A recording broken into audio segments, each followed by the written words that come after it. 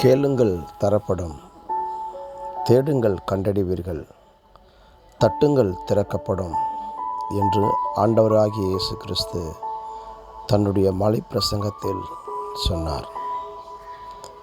ஜெபத்தை குறித்து ஒரு 3 நிலைகளை நாம் இதிலே காண முடியும்.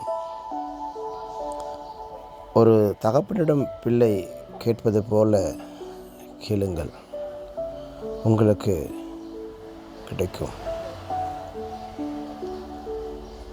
பிரியமானவர்களே, தேவன் நம்முடைய பரம தகப்பனாக இருக்கிறார். அவருடைய பிள்ளைகளாகிய நாம் அவரிடம் விசுவாசத்தோடு கேட்கிற போது நாம் கேட்பதற்கான பதிலை பெற்றுக்கொள்ள முடியும். தேடுங்கள் கண்டடைவீர்கள்.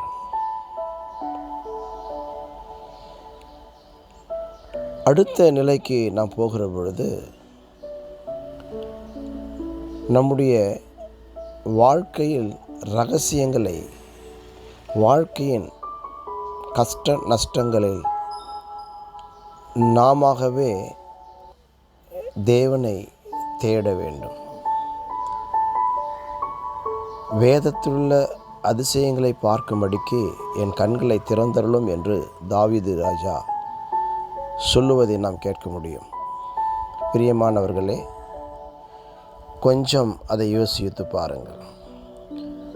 நீங்கள் இரகசியங்கள், அநேக வாழ்க்கையின் இரகசியங்கள் புதைந்துள்ளதாக இருக்கிறது. அதுவே சுவாரஸ்யமானது. அதை சில சமயங்களில் மேலோட்டமான கண்களோடு நீங்கள் தேடினால் காண முடியாது. உங்கள் வாழ்க்கையின் மறைவிடங்களிலே ஆண்டவர் எப்படியா செயல்படுகிறார் என்பதை உணர்வீர்களானால் உங்கள் வாழ்க்கை இன்பமானதாக காணப்படும். ஜெபத்தின் அடுத்த நிலை, நீங்கள் தேட வேண்டும்.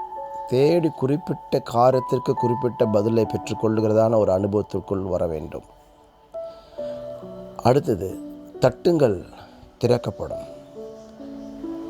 இந்த ஜெபத்தின் அடுத்த நிலையை பார்க்கும்போது சில சமயங்களிலே தட்ட வேண்டும். ஆண்டவர் கேளாதவர் போல் இருப்பார், அல்லது தாமதம் பண்ணி கொண்டிருப்பார். ஏதோ அவருடைய சித்தம் நிறைவேறுவதற்காக காத்து கொண்டிருக்கிறார். அது என்ன என்பதை உணர்ந்து கொண்டு நாம் விடாமல் தட்டிக்கொண்டே இருக்க வேண்டும். அப்பொழுது திறக்கப்படும். பிரியமானவர்களே, உங்களுடைய ஜெபம் இந்த 3 நிலைகளிலே எந்த நிலையில் இருந்தாலும் தம்மை நோக்கி இரவும் பகலும் கூப்பிடுகிற விஷயத்தில் அவர் நீடிய பொறுமையுள்ளவராக இருக்க மாட்டார். இறங்கி வந்து பதில் தருவார். தன்னுடைய சொந்த குமாரனையே கொடுத்தவர் அவரோடு கூட மற்ற எல்லாவற்றையும் அருளாதிருப்பது எப்படி? தேவன் தாமே உங்களை ஆசீர்வதிப்பாராக.